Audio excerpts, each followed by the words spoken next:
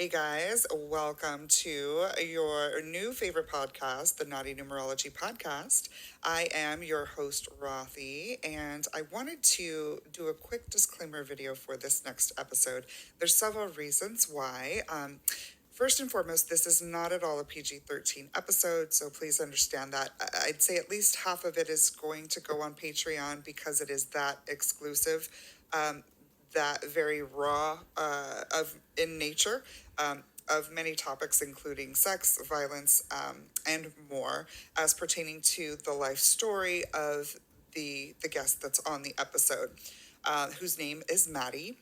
He is a federal prisoner who has served 13 years of a 30 to life sentence. He is being released in about 50 days and is quickly trying to acclimate himself into civilian life through a halfway house that he's been at. To make a long story short, in how I came across Matty, I've been getting back to my roots and just trying to connect with strangers online, which is how I started doing my numerology readings years ago.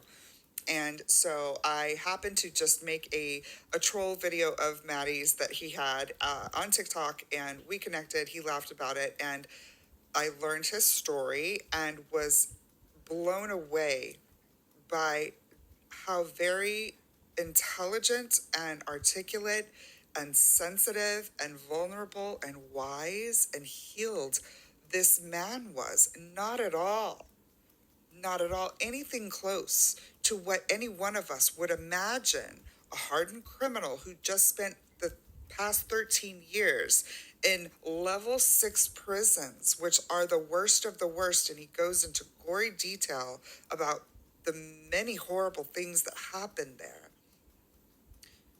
It's not at all the type of person that you would expect coming out of that sort of situation. So when I connected with Matty and really just felt his energy immediately, I was like, hold on, this is something different. This is somebody different, and I need to feature this. I need to feature this life story. And so that's what this is. I don't know this man from from Adam, other than he's on TikTok and he's been completely forthright and transparent and honest and an absolute delight.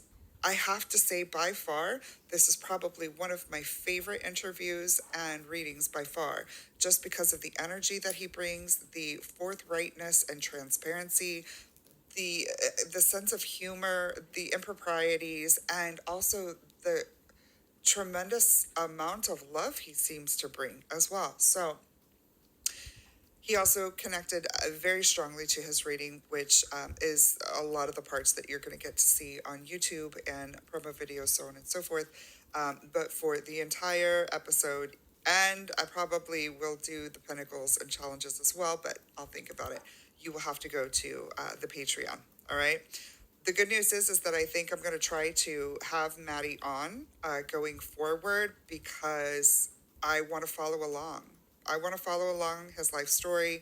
I really feel like this guy has a lot of great things in store for him, and I think it's just going to be interesting for us to kind of follow along with that. So let me know your thoughts, what you think about him. Am I crazy? Is this, and by the way, there's a couple of things that we're joking about, he's like, yeah, when I come out there, we'll go do this. And I'm just seemingly agreeing with that. I'm just going with the podcast. I'm joking in every way when it comes to that. Just so my family knows and people know, I'm not planning to meet up with this man, just to make it clear. All right. Thanks for coming to my TED Talk. And to schedule your personal numerology reading or your compatibility chart readings, get in touch with me at Naughty Numerology Podcast on TikTok and Instagram, or at Rothy Reads Numbers on TikTok, Instagram, as well as Facebook. Or you can email me, naughtynumerology@gmail.com, and I'll be happy to get you scheduled. But without further ado, I am super excited to present to you Phatty Matty.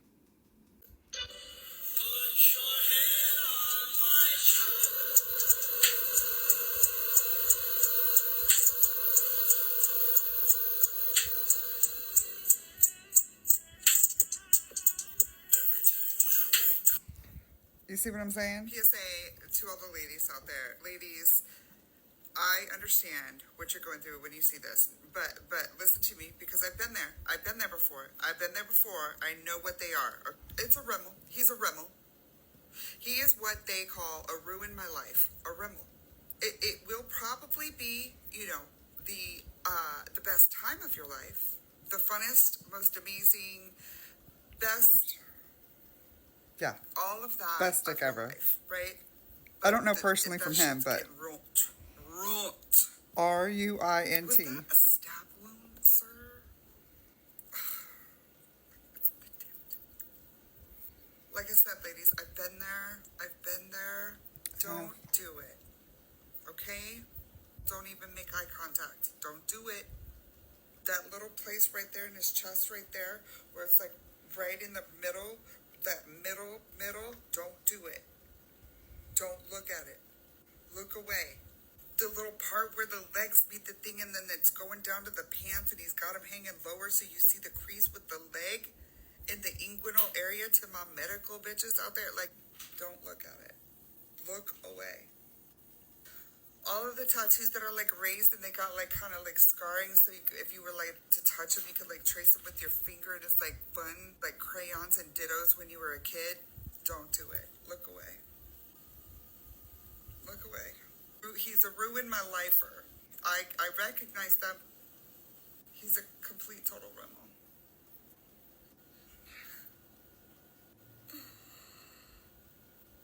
So you need to get off this app. You are the reason that they just banned TikTok in America. So yeah, that's what I did to his video because it was funny and he was a complete stranger. He didn't get mad. He liked it. And then we chatted a little bit and I asked him to come on the podcast. That's what happened. And this is the chaos that ensued, but it's beautiful and it's perfect for what I want my show to be about. So I hope you enjoy. Me, it's about I totally agree with that. I'm on the exact same page, and I feel like it's the older you get, the things that were important to you back then, right, just aren't as important. Like, I still, obviously I'm still a sexual being, but I don't need to. I'm just not that person anymore. And I realized that the things that I was doing and the choices that I was making back then had a lot to do with my ego and not my spirit, because I was so detached from my spirit back then. You know what I'm saying? I was living in this material realm, and that's just all it was. I had no ideology about what else my spirit had to offer, because I shut that part of me off. It was just about attacking my pleasure centers. And again, it's when you're in your 40s, if you don't at some point start to grasp who you are spiritually and understand that this material body is going to fall away, and just certain things. I don't want to start sounding cliche, but certain things start making sense to you once you start really doing your shadow work and understanding why you do things emotionally and how your decisions are a huge part of who you are spiritually. So if you're detached from all of those things, you're going to be chasing things that don't make any sense, that just attack the body instead of the spirit. So I get you. I was just talking about sex. No, I appreciate that, and you're absolutely right. And a part of the reason that I have the Naughty Numerology podcast too, and that I wanna, just having a conversation with my really good friend about this the other day, and it was like a huge light bulbs in my mind with regards to the theme and direction of the podcast, that it needs to go. Shit that I've been blocked for a while on, and it hits on this, which is, it's okay to talk about the sexual stuff. It's okay. It's okay to be that part of me. A big part of me was like, I don't want to express that sexual side. I don't want to have those that deep of conversations in that way, but I do kind of. And it was like, let me just be free with it. Let me just be free with it. And not only that, I want to honor people who have, like, for instance, this whole podcast came about after I did the reading for Jelly Roll and Bunny XO. And uh, I wasn't familiar with them before I did this. It's a long story. I've posted about it, but I very much was inspired by Bunny XO's life. She's kind of like a Rahab from the Bible. And I just really like looked at her and Jelly Roll's lives that after I did their charts, and what an incredible type of inspiration that is. And it gave me hope, and it also let me know, like, man, there's people out there like just doing it, right? And so that's a Yeah. big part of why I wanted to. And not only that, they're big into podcasting. So it was just something that happened. My girl, K Fox, was involved with it, and shout out to her and her man. But it was a turning point, and I decided after that to do the podcast. So I want to incorporate that sort of life story of the naughty, and that the naughty people in life are also lovable, and they're also amazing, and they're also intelligent, they're talented, they're gifted. It doesn't matter what anybody's, you know, past was. If anything, the only relevance is how strong it made them to bring them to where they are now and where they're going forward. And I want those stories of, you know, just the epic life stories. And those are going to have a lot of really high ups and a really, you know, a lot of really low lows, you know. So I think it's important for people to see other people modeling how to work through those circumstances and how to overcome and how to still have hopes and dreams and work towards those. So that's what the Nutty Numerology podcast is all about. Also, I get to say what the kids like to say, the fuck I want. Does that make sense? Like, I get to say what the fuck I want. It just feels right. So, with that being said, let's do this, my friend. Why don't you? Why don't you? Do you want to do your chart first in Pentacles, or do you want to tell us a little bit about you, your life story, where you're at right now, some things you've got planned, and why people should pay attention to you? Okay. Um, well, I was adopted when I was 3 months old. My parents had 8 children, and then adopted 5 Black children. So within doing my shadow work, you don't really understand how deep emotional scars go until you really start pulling those scabs back and start asking yourself, okay, well, how did I get to this point in my life? Because I was facing a life sentence. I just did 13 years in federal prison for conspiracy to distribute 7 kilos of cocaine. Um, and when you're dealing drugs at that high level, and when you're doing the things, your life takes so many trips and turns. But it's just like I said a minute ago, when you're so embedded in the materialism of who you are, instead of understanding, hey, I have a spirit, I have a soul, and you shut that shit off, you stop caring about the decision that you're making, and you're just kind of going with the flow. You're kind of moving through life blindly, and I believe that's what a lot of people in life are. And then add a little bit of drugs and alcohol Right. on top of it, and you're moving crazy. So to with that being said, one of my earliest memories is having a friend come to the house. I was probably in second or third grade, and you don't understand your parents are your parents. Right. Even I understood that, hey, I look different because my mom and dad were white, and then obviously I'm Black, so uh, you understand that you're different. But I didn't really understand it until someone asked me, hey, how come you're different? Then how come you look different? And that touched me. And then as I got a little bit older, kids are cruel as fuck. So we're joning and joking, and some kid told me that you're adopted. You don't even know who your real mother and father are, and that's where the first scar that I can remember really fucking Uh, changed who I was and started metamorphosizing into all these negative things for me. And obviously, I beat the fuck out of that kid, right. but it taught me two horrible things. That one, if I'm hurt, I can hurt back, and I'm strong enough to fucking to do that. But it also taught me, okay, well, you need to put this fucking cloak on so you can't be hurt anymore. So I stopped dealing with my emotions.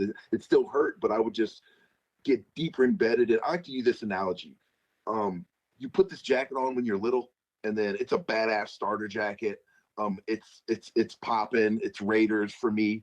And as you get older, that motherfucker starts creeping up your arms and shit, and people aren't wearing it. It's out of style. But you still got this on because back then that's what it was. So I evolved um into this person. I made myself into this person that I thought a strong black man in that time was, when it's never been who I was. Right. I'm a lovable, humble person, and I'm an artist. I'm a tattoo artist now, and I've always been those things. But I made myself into this gangster that sold drugs and was a gang member and fucking fought people and fucking did all these horrible things because I didn't ever want to feel weak. And it's fucking ridiculous saying it now at 45, but I mean, but it's important to say that because it kind of goes to show, I guess, how easily, like, the mindset of a child, of an innocent child, can be affected in their life. Like, I mean, that kind of makes sense in how you explained it. Um, like, maybe you made some of the choices possibly because you were maybe trying to somehow be what you thought that they saw that you were, or something, like a self-fulfilled prophecy it's of some just sort, it's or just we humans deal with trauma in two different ways. We either deal with it and we lash out and we deal with it in these negative ways. We stuff it down. right. And for me, I stuffed it down because I couldn't tell my parents. They don't fucking understand because I didn't even understand. Right. How do I tell my mom and dad? I don't understand who I am. I'm Right. I'm this. I don't fit in over here. I was never black enough, and I'm not white. So the black kids would call me Oreo and say I talk like a white boy, and then the white kids, I'm a nigger. You think I'm saying? So I'd meet a cute white girl that I liked, and you couldn't tell her parents. You know what I'm saying? So I'm constantly in this circuit of you're not good enough, you're not good Right. enough, you're not good enough. Right. So when that's constantly a reminder, even in your subconscious, you tell yourself, no, I'm still this person, but you're not good enough. So you build yourself up to be good enough, even if it's negative. So I joined a gang. I started fucking fighting. My parents got me into martial arts because I'm getting into all this trouble. So now I'm a badass fucking broken child. You know what I'm saying? Like, Right. we'll just get him a weight bench. We'll get him into sports, and that's great. But we're not addressing the trauma at Right. all. So Right. the trauma, I'm just stuffing down, stuffing down, stuffing down, and it's fucking metamorphosizing in all these negative ways because I'm looking for attention because I don't understand how to feel good about myself. Wow. You dig what I'm saying? Wow. And it's just, it evolves. It's just like anyone that knows anything about selling drugs, you don't keep selling grams. It don't work that way. So I didn't. It's not going to juvenile. You go to juvenile, then the next thing, then you go to prison. Then you don't get out and change anything because you don't know how to change anything. You don't know how to. You don't know how to attack that trauma. You don't know how to do your shadow work because fuck, it's just not coming to fruition. I didn't even know what that was till I finally started reading books and looking inside myself and going through counseling and fuck all the shit that I went through in all those prison sentences till I finally started asking myself, okay, I'm facing a life sentence. The judge told me, yeah, you're a category 6 career offender. And I'm like, I didn't kill anybody. I didn't rob anybody. I didn't rape anybody. What do you mean? I didn't get caught with any drugs. Oh, well, your past indiscretions made you a career offender. So yeah, you're facing 30 to life in prison. So when that happens to you, when a major occurrence happens in your life, you have to start asking yourself, well, how the fuck did I get here? Right. You dig what I'm saying? And Right. when that happened, something triggered in my mind like, holy shit, I need to really start figuring out who I am and how I got here. And that's how this whole transaction started of me understanding who I am now. And now, you know, the whole time I was in prison, I learned how to be an artist. I designed a clothing line. I learned how to write a business plan. Um, now I'm the person that I'm the best version of myself. But fuck, it took 13 years in prison Right. of asking myself these questions and reading and understanding and meditation and all the things that purify the soul and cancel out the scar and trauma of your life. I finally had a chance to fucking do those things, and now, like I said, I'm the best version of myself.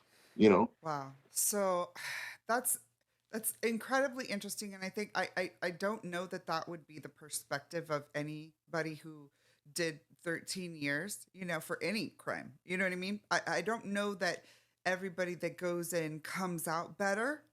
I think that it can have a tendency to wear on somebody's who says prison is easy and that's going to be easy on your, you know what I mean? So to come out of that and you are so incredibly self-aware, and you can tell you've done a lot of shadow work. I am really impressed with the level of self-awareness, um and I'm literally thinking in my head like, wow, I wish in a way there's kind of things that you said, I'm like, that's kind of where I'm wanting to get. That's kind of where I'm wanting to get. Like, so there are some, I'm just pulling in energy. There are probably many facets of your recovery and your healing and your everything that you went through and that you taught yourself in prison, right? All of that stuff to enrich and become a better person. You are likely, because you chose to do that versus choosing to be, anything other, you're probably further along than even people like me in a lot of ways. There were, like I said, there's several things that you mentioned that it's like I felt like, yeah, that's kind of where I'm working to go in life, where I know that I've been working towards that. You know what I mean? Does that make sense? Yeah. Well, it's the hardest thing for anyone to do. I would rather be shot or stabbed than have my heart broken because it's emotional. You Yeah. can't get away from it. The physical flesh is going to heal. That emotional pain, that the trauma that we endure psychologically and emotionally stays with us inside of our spirit and fucking pollutes it. And until you take the time and energy to fucking ask those questions, no one wants to admit that, hey, especially for a man, no one wants to admit, hey, I'm weak, I'm hurt, I have pain. We don't want to fucking do that. So you know what we do? You bottle it up and then you have Or you drink, or vices you and eat yeah. it, or you fucking, or you fucking masturbate it, or you do all these fucking things to keep your mind from it instead of attacking. Okay, well, this has happened to me. This is why I'm hurting. It's fucking hard as shit, man. It's easy to bottle that shit up and say, fuck that, I'm gonna get drunk. Yeah. Or it's easy to say, fuck that shit, I'm gonna go fucking rob a bank, or I'm gonna blame my problems on somebody else. But at the end of the day, we only have one life. And until you take the initiative or understanding to say, hey, listen, this is me, these things happen to me, so only me can fix it from the inside out. But you have to have an understanding that. And luckily, I had a strong support system. I have an amazing sisters. I have amazing brothers and sisters. My mom and dad passed away since I was gone, but they were amazing. But really, my sisters and people that the universe gave to me, Yeah. and my best friend, and I've just had an amazing transition to people that took an interest in me and loved me and helped me grow through this thing. Yeah. Because otherwise, I wouldn't have made it through that time. Like I Yeah. went through 2 race riots. Um, Yeah, you let's know, talk a little bit about like uh, what are some of your like craziest stories from prison? I mean, can we go there? Like, can you give me some raw shit? Like, tell us I like mean, I where were you in all of that? several murders, obviously. Wow. One of the most horrifying things to me about being in a United States prison, there's levels of prisons. I started off at a level 6 just because of my past. So that's the worst of the worst. That's literally where they put the worst people in the world. And I'm here to tell you, the 85 to 90% of the people that are there don't need to be in society. Because here's the thing, like, I'm not a killer. I've never been that. I've told you guys a little bit about my life story. All the things, all the aggressive things and violent things that I've done in my life, I've done, and I've had to push myself to do that because of my ego. Like, I can't, if I'm selling drugs, I can't let you fucking make me look soft. I can't make, you know what I'm saying? So, but it's not who I am. I don't like physical confrontation. Right. I don't like hurting people. I'm the person that's gonna hug and kiss you on the jaw, even if you're a stranger. It's just because that's what feels right to me. You know what I'm saying? I was 27, 30 years old. I still go to my mom and dad's house and go climb into bed with them and still cuddle them. It's just because that's just who I am. I've always Right. been like that. I Right. still hug and kiss all my brothers and sisters. Uh, on the face, I'll send you some pictures. I'm kissing my little brother on the jaw at work, and he's like, "Fucking stop it!" I'm like, "You're still my little brother. I don't want to hear that shit." Yeah. But anyway, so they're the thing. If you're what's called hot or you're a sex offender, obviously those are the two most horrible things that you can be in prison. And when you come to the prison, they tell you, hey, listen, if you've cooperated with the federal government or you have some fucked up shit in your paperwork, don't go out on that yard. And for some reason, people still feel like, fuck it, or they just don't care, or whatever reason. But the thing that's so fucked up is everyone there knows. I'll have somebody tell me, hey, we got one to go. They already know. The case managers tell them, the paperwork is already there. So this is the evil that is inside man's spirit. And it's fucking scary as shit. So everyone there knows that this person is gonna get either stabbed or stomped out in the morning. And these people will sit and have a meal with this person, and everyone in the room, they're feeding them, they give them a care package, toothpaste, toothbrush, all that shit, play the hey, you know game, knowing that this pussy told on somebody or the sex offender. And then first thing in the morning, I'm going to get up and I'm going to go get my ice and get in the shower because we're going to go on lockdown, and they're going to run in here and stab or stomp this dude out till he's dead or the police come. So hearing that every week, that happens every week, because every week new people come to prison. Every week someone comes off the bus that's fucked up or that has an opposition, or, it's jail. So that puts a fucking shell on you to where I have to sit here and listen to this person get stabbed or stabbed. There's like 6 or 7 white boys going at it, stabbing each other. And I have to sit there and watch TV, and I had to hold myself back from not crying, because this guy is also from Missouri, and I talk to him every day, and he's fucking getting stabbed right in front of me, and I can't do anything about it. So the way I'm cut, it's what I'm saying, it just did something to me. Yeah. And having to damp down your emotions like that, for me, was the worst part of it, because I'm an emotional person, and I have feelings, and to deal with that shit over and over and over. And then the way I am, I can't go out and pull somebody like, man, listen, I just need to talk to you. I can call my sisters or my family members, but fuck, we're on lockdown for months at a time. So for me, violence is violence. But when there's a level of disconnect from the human part of you, that's something that you can't, like, I can understand murder. I can't understand rape or child molestation, but to know that you're going to sit here and talk to somebody and pretend like, and in the back of your mind, yeah, I'm going to fuck this dude up. That's fucked up. You don't need to be in society if you're capable of doing something like that. So when I first came to prison, I was on what's called the Missouri car. I stopped gangbanging a long time ago because it's ridiculous. It doesn't make any sense.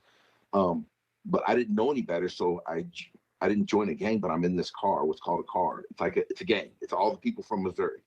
So they tell me, hey, you got to stab this dude. I don't have a fucking license. I'm not stabbing nobody. I'm fucking 6'3", 250 pounds, and I know martial arts. I don't need nobody to help me fight. I know what I'm doing. Exactly. So he's like, oh man, we put work in like this. I'm like, okay, well then you go do it, because I'm not gonna fucking stab anybody. I don't need nobody to go with me. I'm cool. So these fucking idiots politic about this shit, and I'm like, man, listen, I'm just gonna go take care of this business. So boom, the doors pop. I put my fucking, it's wintertime, so I put my fucking mask, I put my scully on and my jacket on, and I slide into this other wing. I go in dude's cell, and I tell him, hey man, you're fucking hot. You got to go. We can do this one or two ways. I can fuck you up, or you can just go. You know what I'm saying? And that goes against what the prison politics are. I'm supposed to put my hands on this dude. I'm just not cut to where I can just fuck somebody up for no reason. I can't physically put my hands on you if you haven't done anything to me. Right. Or to my family. I'm just not cut like that. You know what I'm saying? So he's like, man, I'm not going anywhere. I'm like, bro, listen, I don't want to fuck you up, but I have to. And he came at me, so I had to fuck him up. I didn't fuck him up bad. I didn't stomp him out, but I put him under the bunk, is what they say. So anyway, I fucked him up enough to where he's like, all right, I'm done. I'm going. You know what I'm saying? So I kept it pushing. This is what made me stop being in a car. As soon as I could get away from that situation, I did. I get back, they politic on it, whatever. Motherfuckers are mad because I didn't stab him, but he goes up top, what's called up top, and goes, what that means is he went to PC. Come to find out, these fucking idiots, no one's seen the paperwork, seen the dude was hot. He had fucked with somebody's baby mama on the street, and this motherfucker was mad about it. So this dude made up a fucking thing that, oh yeah. So I want to fight my cellie because he's the one that told me that I had to go put this work in. Of course, they're positive, nah, bro, we ain't finna do that. This is a good dude. He's not a good dude. This motherfucker was trying to get me to go kill somebody. He was the main one saying, no, nigga, you gotta go stab this nigga. I'm like, I'm not stabbing nobody, bro. I'm not doing that. and I still had to go fucking put my hands on this person that didn't deserve to get their ass whooped. So that lesson, that life lesson, as soon as I got to another prison, I went what's called man time, which means you're independent and you're by yourself. And if it wasn't for who I am physically and psychologically and intelligent, I wouldn't have been able to do that. And I had family support because you have to buy a cell because you're not with anybody. You have to, you know, you have to be thorough enough that a motherfucker ain't gonna try you, and you have to be able to walk on your own. And and I did it. You know what I'm saying? When I got to Lee County, Virginia, I was on man time, and it was hard. I had a couple motherfuckers try me. I had these dudes from DC try me because I bought a cell, and it was technically a DMV cell. It was another gang cell, but I paid for it fair and square. And my best friend, who's a white dude, put his life on the line for me and came, and I'm in the cell with these three dudes, and they're like, "Hey man, this is I'm like, I paid for this cell, bro. I'm not going no motherfucking where, so it's gonna be whatever it is." This fucking crazy white boy comes in there and says, "Hey, they look at him like, what the fuck?" He's like, "Hey, I don't feel comfortable with you guys in here with my dude, so I'm gonna stand in here while you guys have a discussion or whatever." And they look at him like, "Wait, what type of time?" I'm like, "I'm on man time." He's like, "It doesn't matter what type of time he's on. This is my duty from Missouri, so I'm not gonna let you guys be in here." So of course that fucking caused an explosion with the white boys and the Aryans. Like, you're in black dude's business, you can't do that. But my best friend that owns the tattoo shop where I'm gonna tattoo at and did 10 years said, I'm not gonna let these prison politics deal with, and that's the purest love that you can have. And I didn't know this dude that well. We were just friends. We're both from Missouri. We both did state time, you know what I'm saying? And we both were artists. Wow. But we built this bond from being alive together in that environment. And he's still my best friend now. Yeah. You know, like this motherfucker drove to Chicago, put my car on a flatbed, drove it to St. Louis, put a stereo system in it, and then drove it to me. Is why I have a car right now. Yeah. You know what I'm saying? Yeah. So yeah, I mean, when you survive things like that together, when you go through things like that together, I don't. If you're a human being, you have to have some sort of bond with somebody else that's decent to you, that like made it out to, like, that's a brotherhood, like it's what got me through. It really is. Yeah. That time was a super hard time, and if I didn't have, there's many times where I would feel away if something would happen, and I have to go in there and be crying to him, because that's the only person that I would feel comfortable enough to fucking let my emotions feel for, and that's what really built our bond, because you can't do that. You can't be human. And I'm the type of person, man, when certain shit happens, I feel fucked up. Yeah. My dad passed away, or my mom passed away. Who else am I going to be able to tell about that and be able to vent and fucking cry and grieve?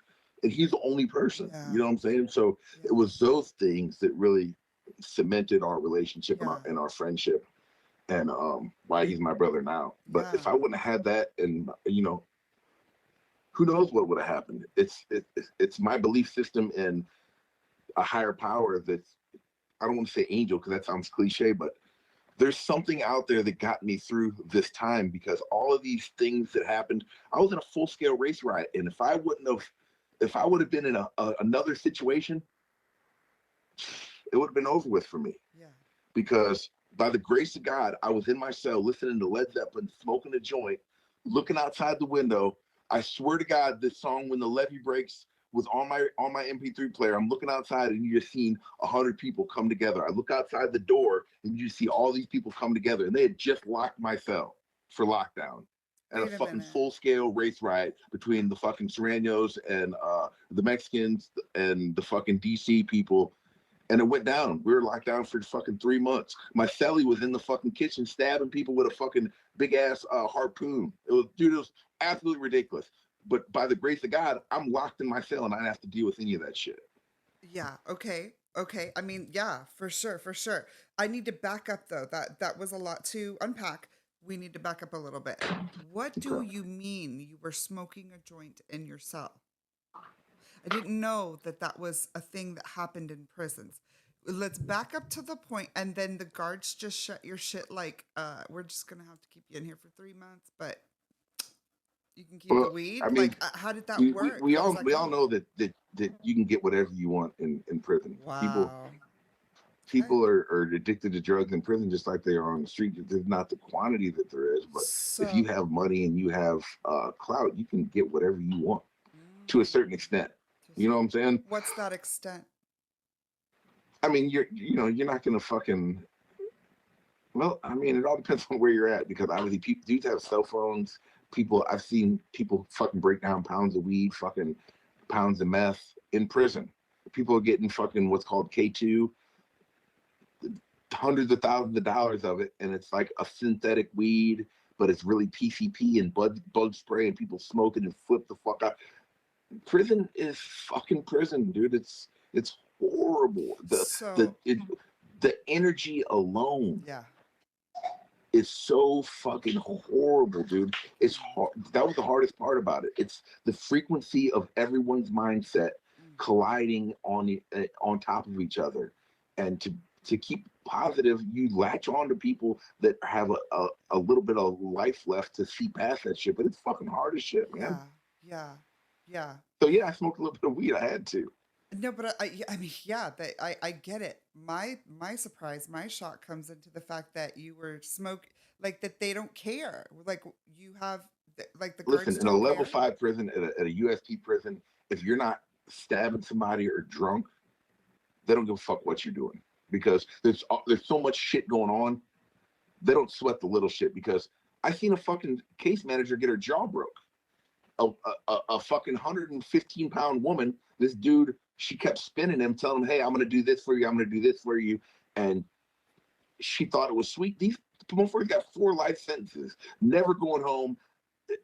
You know, don't give a fuck. Might have just done 10 years and fucking in the box. Right. And you're gonna disrespect. Dude, they jumped on the warden. They jumped on the warden. But like, I've seen the most ridiculous shit that I never thought would be humanly possible happen in that 13 years. Me personally, I could never put my hands on a woman. I'm a giant man. I'd break men's jaws. So I would kill a woman if I hit her. This dude hit this woman like she was a man, and she collapsed like she got hit with a bat, dude. And it's nothing to this day is hurt me after seeing that, knowing that there's nothing that I could do to help that woman.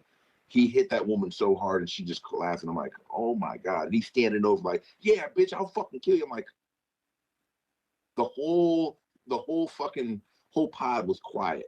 It sounded like someone hit a home run when he hit that woman. Mm, Of course, boom, the goon squad came in and, they fucked him up or whatever. But mm. people just don't care. When you don't have, you're never going home, and the only thing you have is the respect of these strangers that are fucking batshit crazy. Man, it's a like I said, it's a whole different energy. It just is. Yeah.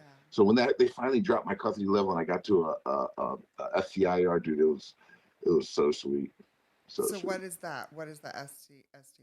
What is that? FCI, it's a medium security prison, but I had to do 6 years in there before my custody level would drop, um, to get there. And dude, it's hard. It's because you have to do a certain type of thing. So you're gonna get what's called a shot, like a write up, and you get so many write ups, you can't. Your custody level won't drop. So I had to jump through some fucking hoops. I had to basically stay myself. But I, I was drawing. I wrote a poetry novel. I wrote a fucking screenplay. I took that time being on lockdowns to fucking Focus your energy. exactly and use my imagination. And like I said, man, I got so much shit to do. Like, yeah, That's pretty incredible.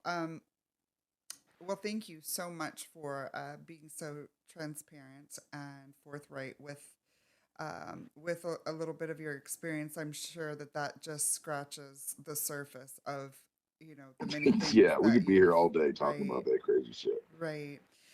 Um, wow, that's uh that's some heavy stuff there, but I think that it's very important, of course, to your overall story. From the moment that I met you, I was like, this guy's got some special energy to him, and I really foresee some good things for you. So, a lot of times, those are the crazy things that happen to us in life, and I tell people this sometimes in consults that I believe that we do choose as souls. We choose our life experiences and our purpose and all of that, and a lot of the things that we go through. And of course, we forget about that when we're incarnated, and so we don't understand why. It's a lot of suffering, and specifically with one number, which is your life path number. So um, that's the number 8. I don't know if that's a relevant number to you, but that's your life path number. And You know that. yeah, so just to kind of break down a little bit of how numerology charts work and stuff like that, just so you have context. The You have 5 different numbers in your chart, and they all have different placements. The life path and birth date come from the actual date of your birth, the different calculations. And then you have your expression, your perception, and your heart's desire numbers. And those come from the different spellings and calculations of your name. Okay. We're going to talk about your pinnacles and challenges. I'll make a separate recording for that. I'll just start the record thing again. But just because this is going to be, it's been very in depth, and I'm going to make this a couple different episodes. So without further ado, let's go ahead and talk about your entire chart. So your life path is your destination energy. This is your life purpose. It's the reason you're here. Okay, it's the heaviest weighted number, and it is the destination energy, and that you will carry some of the attributes of your life path number throughout your life, but you will fully embody, or more fully embody, a lot of those attributes, or most of them, when you're older or as you age, right? And I give an example a lot of times of like Kim Kardashian or Donald Trump. They are a life path 4, just like me, a 31-4. The 4 is the builder, but it's also the justice. So we've seen in both of their careers where they were like the builder. Literally, Donald Trump built his entire empire on real estate. And then you see the justice side of his number coming in his like 70s, like later on in his life. Kind of Hmm. similarly, but of course, younger years with Kim Kardashian, and that she was the main brand builder of the sisters. And then once she hit 40, she started doing the prison reform and going to Van Jones, um, law firm to become an attorney and such. So we kind of see that justice energy taking over. So that's a good picture of how the life path energy works. Okay. Yeah. And your birthday number is your everyday energy. That's the journey energy, and the parts of you that stay the same from birth until death, and they go into support that ultimate life path destination energy. What's interesting about yours is you have a life path 8. So this in and of itself, anybody who's familiar with me understands how I go off about the 8. I'm going to bring this over here again just to make sure I have good recording. The 8 is the most powerful number of all the cardinals. You have the cardinals, which is 1 through 9. Okay. And then you've got the masters, 11, 22, and 33. And that's it. Just those 12 digits for personal numerology charts. And there's no 333. There's no like angel numbers, none of that other shit, right? It's 1 through 9, and then 11, 22, and 33. So out of all the cardinals, 1 through 9, the 8 is the most powerful number. The 8 is power, money, karma, risk, resilience, alchemy, magic, manifestation. It is it's ego, it's passion, it's trauma. And for a life path 8, my brother's a life path 8. I'm a perception 8, or a personality 8, which is a lesser number, but I feel my 8, trust me. The 8 is trauma. I can tell anybody who has a high 8, I can look at them and be like, you've been through some shit. You've been through some shit. And and I think you're going to get this. And I think there's something about, and again, we just met, like, I don't know you from Jim, but what I sense about you already is that you will understand and kind of resonate with what I'm about to say. And that is that as an 8, you are purposed for trauma. And the reason that you are purposed for it is for your ultimate overall, right? The 8s in life, we are like the Dawn soap in the cesspool oil that is the life ocean, if that makes sense. So, like, we absorb a lot of and transmute a lot of the toxicity in life and a lot of the trauma in life. We as 8s have the option to continue generational curses and things like that, dysfunction, or we can cut it off. Look at the shape of the numbers as I'm talking about them. Infinity, right? What you put in, you get out. It's also 2 balls on top of each other, right? So cycles, right? Um, and so, and also, if you drop the 8, look at the shape of it again. If you drop the 8 physically, as compared to any other number 1 through 9, that bitch is gonna bounce back higher and faster than any other number, right? Because it is the most resilient number. If you slam it up against the wall, it's gonna bounce back, right? It's not gonna break like a 1. It's not gonna probably crumble into pieces like a 4 that needs that structure, right? Yeah, When that that makes a 8 lot of sense. Right. When that 8 hits something, it's bouncing back, right? Big Sean. Bounce back game is retarded. So it can almost seem like a good luck thing sometimes with 8s. It can be either really bad luck or really good luck. And the difference is where the 8 is using their wisdom, where they're using their power, where they're channeling their shit. And this is so apropos with what you're saying.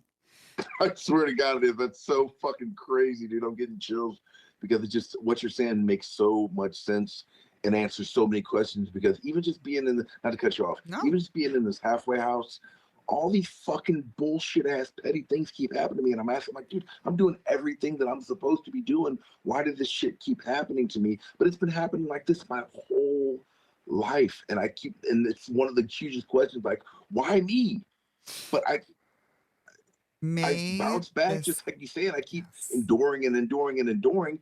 But you ask, like, what is it about me that this shit keeps? You know what I'm You saying? are a life path 8. It is part of your purpose. Okay, let me explain to you like this, right? It's not what you do. It's what you do is what's helping you to deal with it and bounce back, right? That's what you do.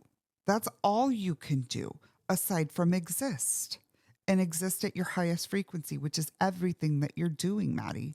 That's why I'm But before I wasn't. Like right. I said, I was just in that circle, and I had no awareness of who I was or what I wanted to do or my consciousness of who I was at all. I had no consciousness of my spiritual self. It Mhm. was just my material self.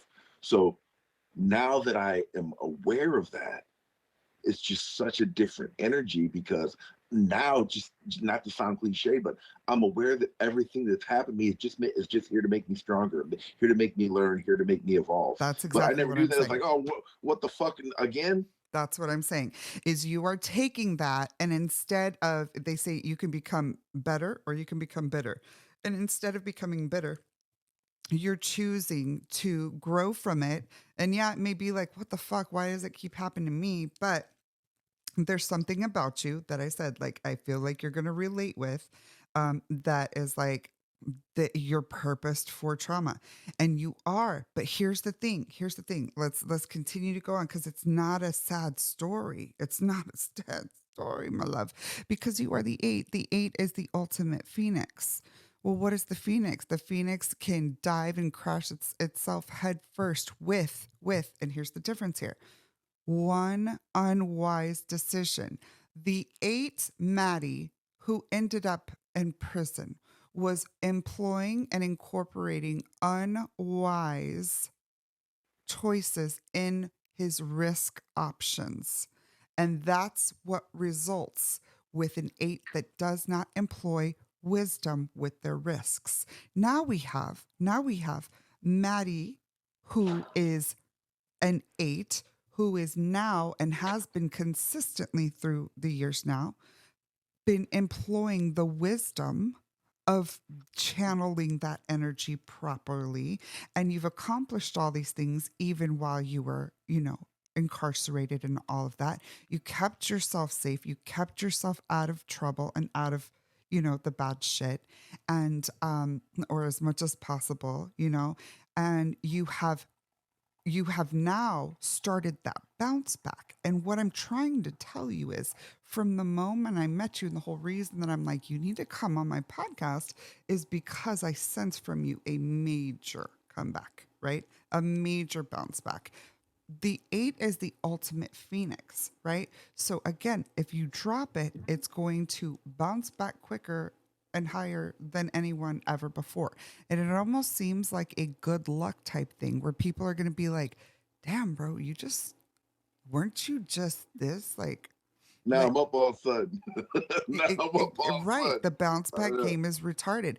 And I talk about eights and I personify them as one of two people. And that's like either Kanye West or Des Bryant for a couple different reasons. But Kanye is an amplified 8. So you've got that like crazy off the wall, taking up its space and then some, like beautiful, bold, in your face energy of the 8, that power, money, karma, confidence, arrogance, ego. It can be too. There's shadow and light to all numbers, but 8 definitely carries the most shadow out of all the cardinals. But it's got this like big energy to it. It's Kanye all day long. That's Kanye energy is the 8, right? However, was it not just a few years between the time that Kanye was saying I am broke and bankrupt and asking for handouts to he was a billionaire again after the bounce back game is retarded of the 8 as long as they're incorporating wise decisions with their risks, right? Risk, wisdom plus risk for an 8 is stratosphere success, right? Yeah. Unwise decisions with risk is crash and burn. So 8s are also very susceptible. The 8 is it's pleasure and it's indulgence and it can be that side, right? So any sort of 8s and 5s want to be very careful about the pleasures in life because anything can become an addiction. And I mean, that could be work, that could be working out, that could be sex, that could be alcohol, that could be drugs, it could be, whatever. Um, Whatever somebody's favorite vice is that gets them off, that's what their drug could be.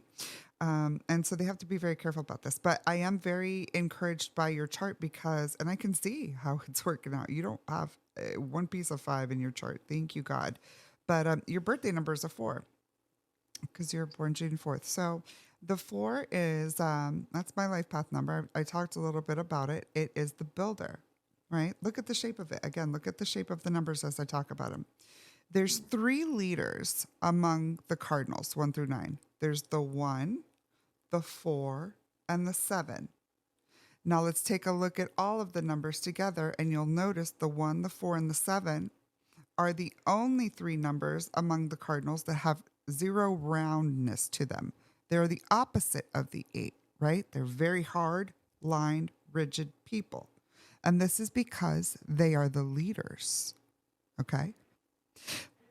The 8 is the influencer. It's going to push you with its big, bold, beautiful out there, kind of taking up its space and then some. It's going to try to, push its way or influence you, right? Whereas the 1 is like, this is my way or the highway, stuck in the mud.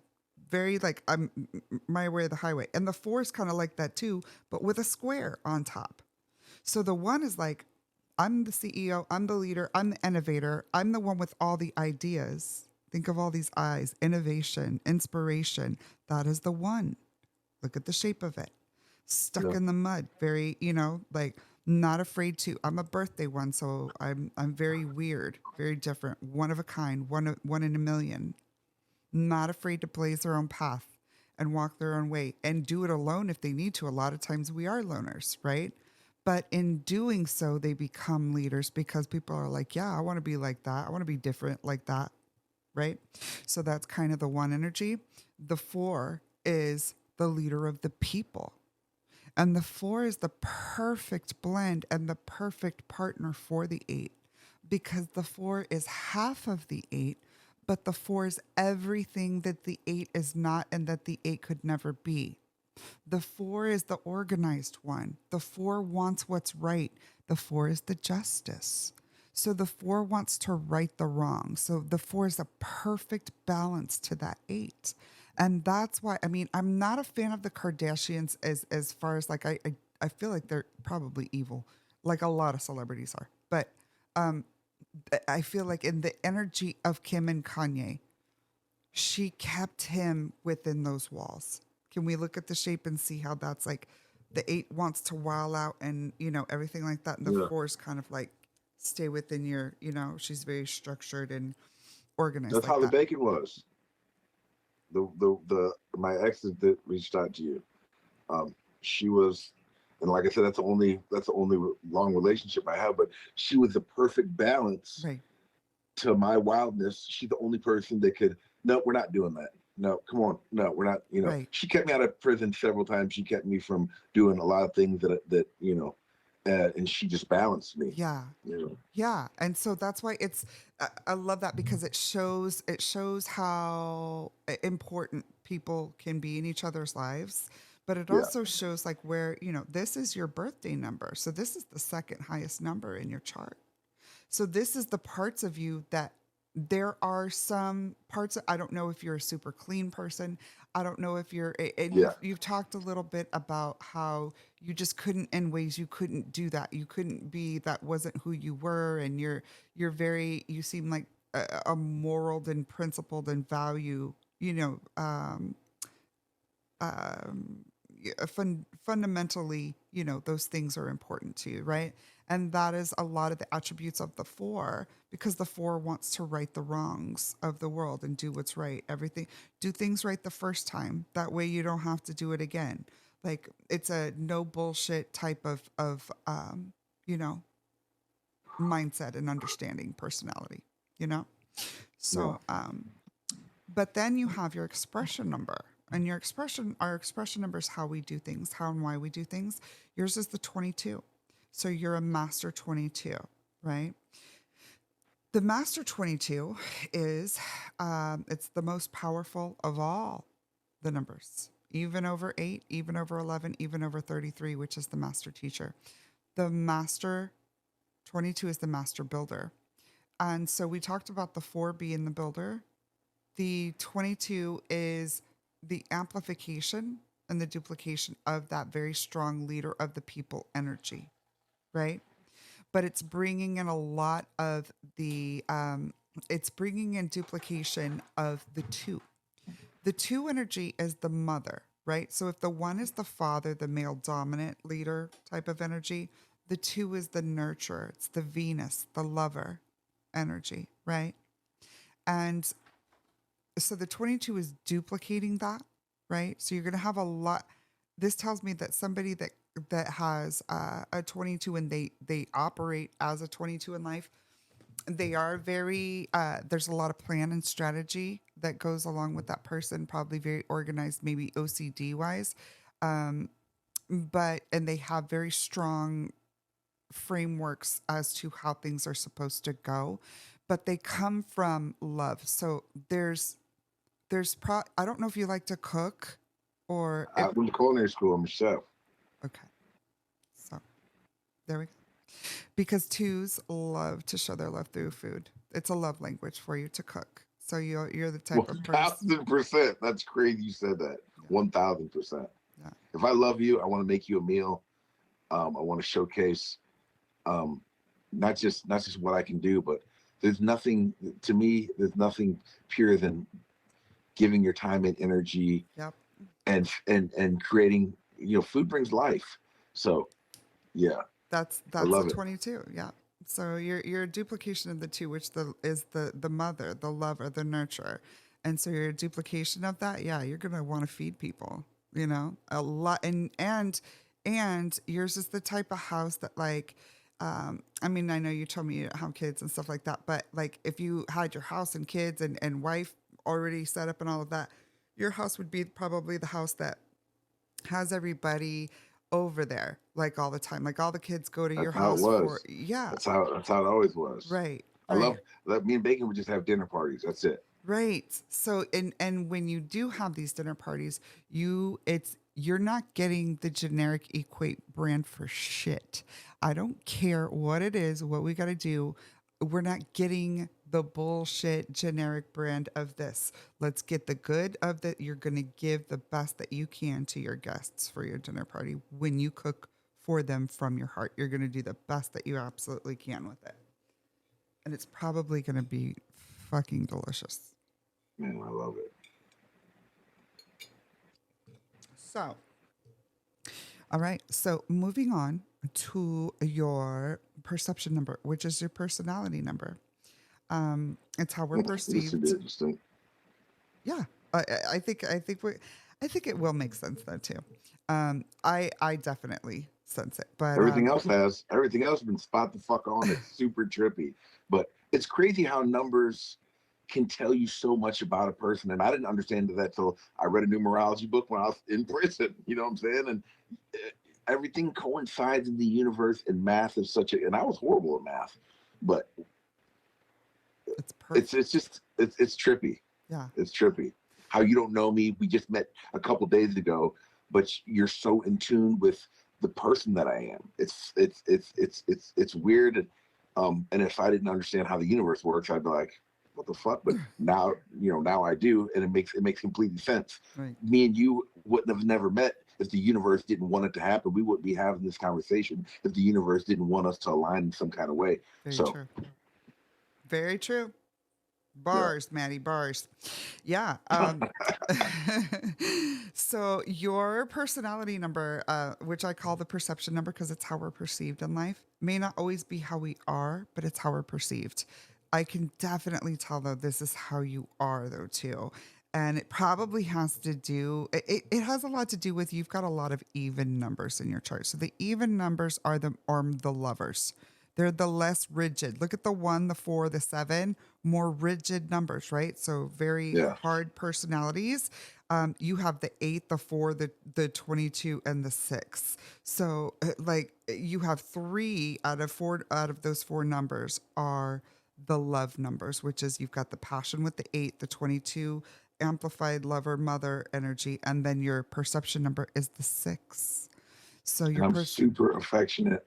Like I just told you, if I'm in love with you, we're holding hands all the time. I'm a toucher. I've always been like, but I thought it was because like I had them abandonment issues. So, I was always wanting to hug it, but now I realize it's no, just my nature. When I that's your meet someone, I'd expression rather hug them than 22. shake their hands.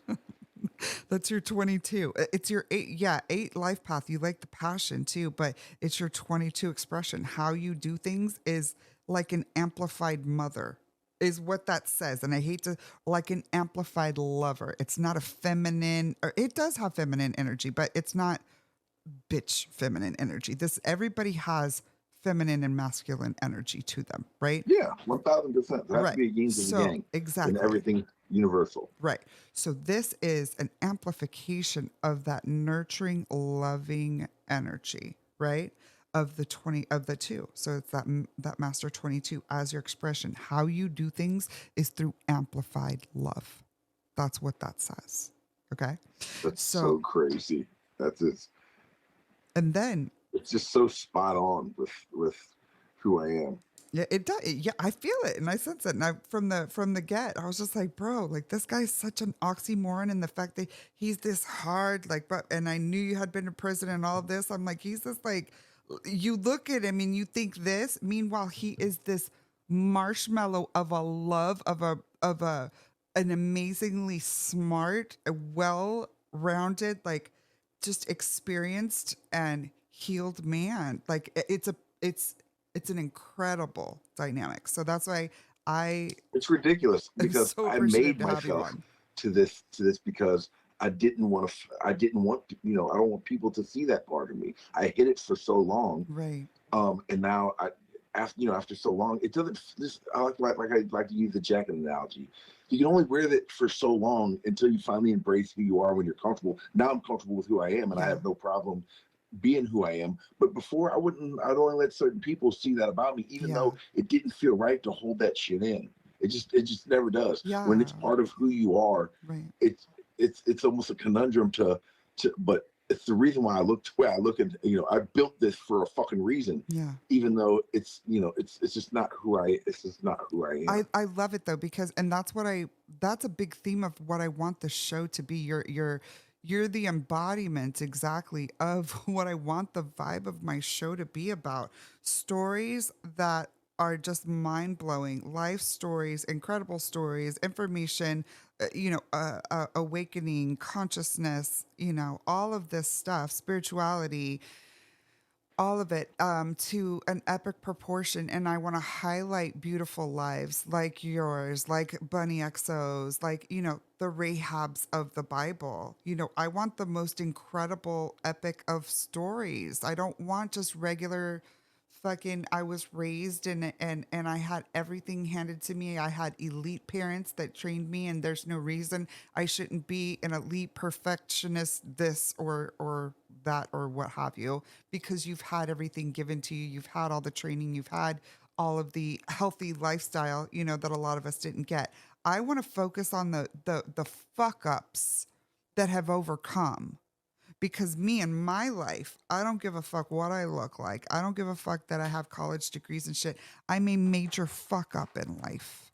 And I don't mind falling on my face as I grow in front of the world. I don't mind being, I want people to see that I'm normal, that I'm not what you think I am, that we all are human and we all have to go through shit. And it doesn't matter, what level that you can overcome.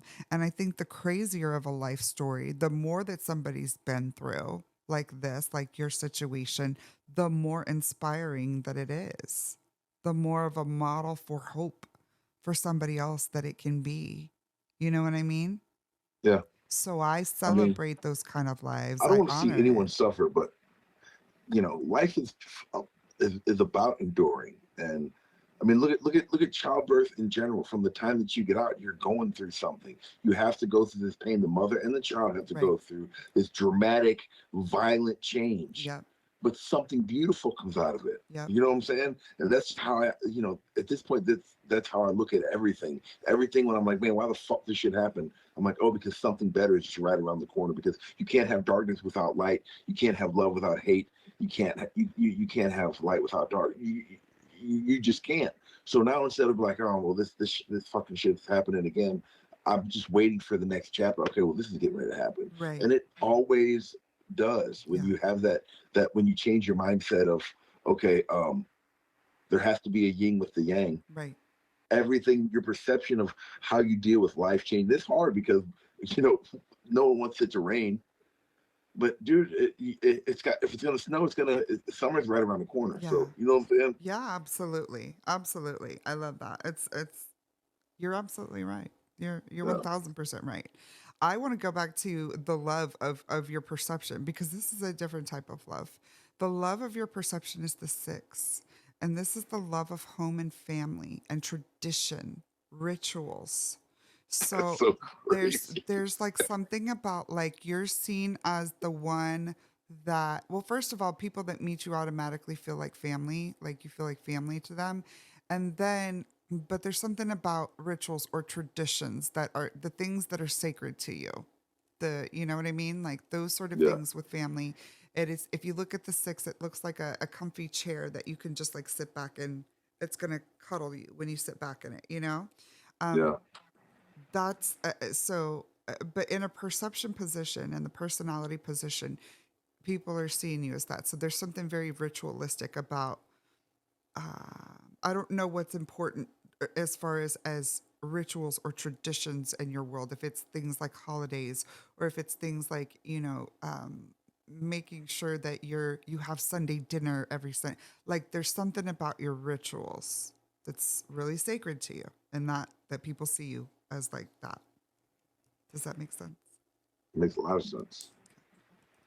Makes too much sense. It's kind of freaky, but um, okay. And then Yeah. lastly, your heart's desire. Here's what I really love. Your heart's desire is the 7. And what do we say about the 7 earlier? That it's one of the leadership numbers, right? But the 7, oh, I love the 7. The 7 is the 7 is brilliance. The 7 is protection. It's perfection. It is the most protective number. Look at the shape of it, right? Anything under it, it has that ledge. It's going to protect it. Anything to the side, it's got a wall. It's going to protect it. So, what this tells me is that it's also secrets, but it's secrets for protection. It is it's planning, it's strategy, and it's brilliance. Sevens can see the small details, they're detail orientated people, and then they can also see the big picture at the same damn time, right? Which most of us are like either right brain or left brain, and we can only do one. The 7 can do both, right? Um, and the seven is like I said, it's secrets, but it's brilliance, it's strategy.